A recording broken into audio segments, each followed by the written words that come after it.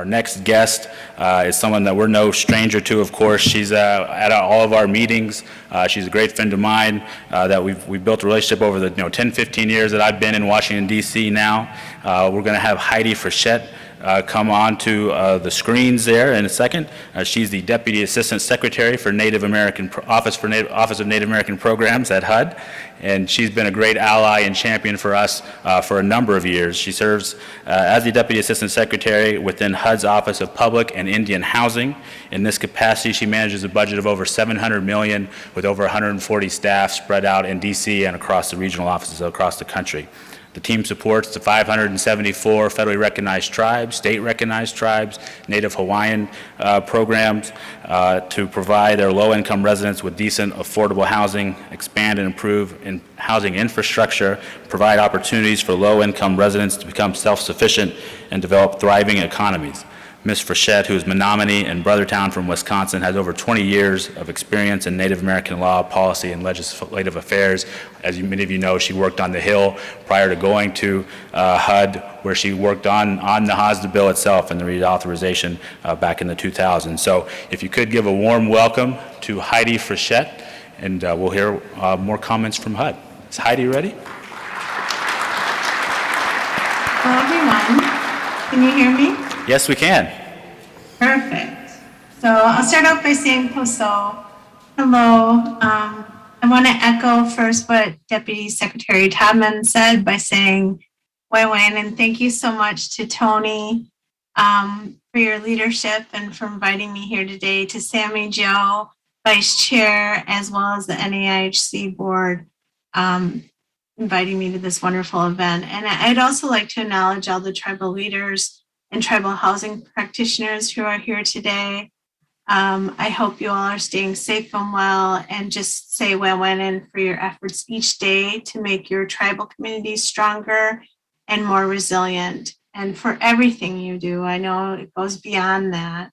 While I'd rather be there in person in the beautiful homelands of the Las Vegas Paiute and the Moapa Band of Paiute, or as Mr. Freeman referred to, the Southern Paiutes, I'm glad that I'm here today virtually to provide some updates.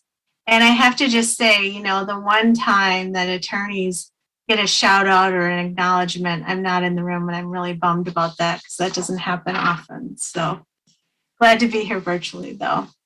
Want to start out by saying, as we approach the start of 2022, I'd like to share our vision in ONAP for a stronger ONAP and stronger Indian housing programs. And because we're growing in so many ways, and we have new funding, new staff, and new opportunities for housing in tribal communities. With the recent funding increases in IHBG, the regular IHBG formula grants, continued funding for IHBG competitive grants, and the influx of the $1 billion in combined IHBG and ICDBG program investments through the CARES and the American Rescue Plan, really tribes and ONAP are managing more tribal housing programs, more resources, more funding than ever before.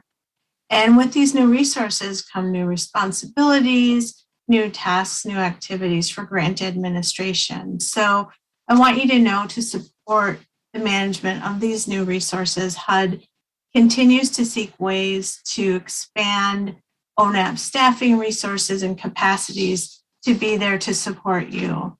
We're also investing in new state-of-the-art digital IT systems to help ensure efficient administration of our programs. For example, last week, we announced the launch of the Native Advantage Claims module. And this is an all-in-one digital platform that we're rolling out in phases to support the Section 184 Indian Homeland Guarantee Program and the Section 184A Native Hawaiian Home Loan Guarantee Program. Native Advantage makes it possible for us to digitize a paper process, which in turn helps to streamline the processing of loans. So lenders now can submit claims through the HUD system and track them. And over time, we will roll out additional capabilities and functionalities of this new innovative system to really cover the life cycle of a loan, because ultimately our goal is to modernize these critical programs and really make access to capital for Native American home buyers easier, and to make the administration of these programs more efficient, both for participating lenders and for ONAP staff. So as we look to the future, we're keeping a close eye on developments related to President Biden's Build Back Better agenda. As Deputy Secretary Todman shared, Build Back Better currently includes a $1 billion investment in ONAP housing programs. And now that the bill has passed the House, we will continue to monitor the legislation, as I'm sure you all are as well, and keep you posted on any developments that we learn of. Also, as Deputy Secretary Todman shared, HUD is committed to honoring the federal government's trust responsibility. And one way we intend to do this is by ensuring that HUD provides regular and robust opportunities for tribal consultation. During President Biden's first 100 days, he issued a memorandum which ordered all executive departments to establish a tribal consultation plan of actions. And in the spring, HUD engaged in tribal consultation to help inform the development of HUD's plan of actions. In the summer, we incorporated tribal feedback and published HUD's plan, which can be found on our tribal consultation website. And you'll notice the plan includes 10 actions HUD is taking to strengthen tribal consultation and focuses on improving communication, policy, and training. So we will continue to report on our progress annually and share this report on our tribal consultation website. And last month during the White House Tribal Nations Summit, HUD shared a key component of our plan of actions, which is the formulation of a HUD's first Tribal Intergovernmental Advisory Committee, or TAC, as you may know it. So 2 weeks ago, we posted a Federal Register notice to solicit tribal feedback on the structure of the TAC. So I encourage, please, all of you to read the notice and provide your feedback. The deadline for comments is January 15th of 2022. And after the deadline and we receive comments and incorporate them, we will publish the notice to then solicit nominations from tribal leaders who'd like to serve on the TAC. And we really believe the TAC is a wonderful step towards strengthening our government-to-government relationship and better addressing and better informing HUD programs and tribal housing needs. So speaking of addressing housing needs, I want to share that last month, HUD extended the deadline for the Indian Housing Block Grant Competitive Program, NOFA, to January 4th, 2022. So we did this for two reasons. Tribes requested more time to review training materials, get up to speed, allow ONAP to get more resources and information out there, and also to ensure that we have a strong pool of applicants for this round of IHBG competitive. So we really wanted to be responsive to the requests and needs of the tribes. We know that there's a lot of funding out there, there's a lot of funding opportunities out there, and wanted to be responsive to your requests for additional time. So again, I strongly encourage you to read the NOFA, to review our training materials on Code Talk, and please consider applying as well. Another exciting development is, you may have seen this fall, we published a Tribal HUD BASH expansion NOFA. Today, we are hosting a training session for this NOFA, and I know there may be folks who are busy with the housing conference, the legal symposium, but want to let you know this training is also being recorded and will be published on Code Talk next week. So please look for that if you're not able to make it today. Another exciting development this year is we kicked off our celebration of the 25th anniversary of NAHASDA.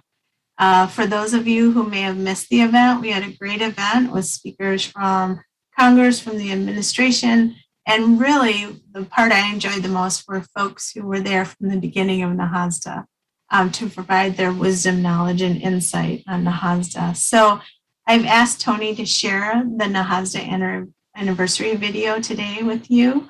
So you'll get to see a snapshot into folks who were at the event, and really encourage you, if you missed the event, to go back and watch, because it's really a great opportunity to reflect on all that tribes have accomplished over the past 25 years And it's really inspiring to see how far we've come in administering tribally determined housing programs. So moments like this are great to celebrate and also remind us of the work ahead and the need to redouble our efforts and ensure that we have even more to celebrate in 25 years from now. So speaking of redoubling our efforts, as you know, tribal housing has experienced much needed growth over the past 2 years in resources. And we understand that these additional resources, with them, your offices are working hard to expand capacity, reassess your community needs, and really just balance all of these different resources coming in. So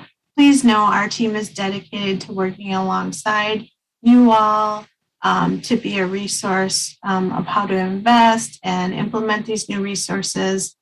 And I have to say, even with the sudden investment of additional resources, really since the onset of COVID-19 pandemic, we've witnessed remarkable leadership in Indian country, which I know is no surprise to any of us, but still it's great to see. And from quickly establishing policies and procedures that ensured the safety of tribal citizens to implementing effective vaccination programs, really tribes have continued to demonstrate how tribal self-governance is leading the nation in the fight against COVID-19. So your efforts on the front lines drive this positive change and create such significant impacts in the lives of your people. And communities across Indian country are crafting innovative and impactful projects like the Paiute tribe of Utah, who are investing their ICDG CARES funding to construct an addition on the Richfield Community Health Center that includes a lab for COVID-19 testing, increased space for social distancing, and mental health offices. And in Alaska, we're already seeing some communities who've expended all of their ARP funding, which is amazing. For example, the Copper River Basin Regional Housing Authority purchased a campus with 15 rental units, dormitory, library, washateria, and gymnasium to increase housing and offer isolation units for individuals who've been exposed to or have tested positive for COVID-19. So really, these are just a few examples of the best practices and great things we're seeing tribes do with this money. And tribes really continue to harness the power of HUD's resources in creative and culturally appropriate ways. And I want to just pause here for a minute and just say that over 60% of tribes have submitted their IHBG, ARP, Indian housing plans. And we know we all want to get it to 100% to really maximize these resources. So for those tribes and TDHEs that have not submitted their Indian housing plan, I strongly encourage you to reach out to your local area ONAP and discuss how your community can utilize this much needed funding. You know, as Sammy Jo mentioned, a collective effort to advocate for increased funding and funding that's appropriate for the block grant and the level and the need out in Indian country. Really accessing and expending these resources is important to the advocacy for additional resources. So I say keep up the great work. Please let us know how we can be helpful, and let's get to 100% of folks accessing their IHBG ARP. So with that, I want to say Wewen and thank you again for the opportunity to join you here today. I hope that you all have a wonderful event, and very sad not to be there. I know that Tony and the team have organized an exceptional program this year. You know, usually HUD ONAP shows up in force because we really, really appreciate and learn from the good dialogue that folks have on the panels and throughout the legal symposium. So hopefully next year we'll be able to be there with you all. And thank you, Wewen, for being such strong partners, delivering safe, affordable housing to families in Indian country. And I wish you all safe travels back home. And I look forward to seeing you in person someday soon. Wewen.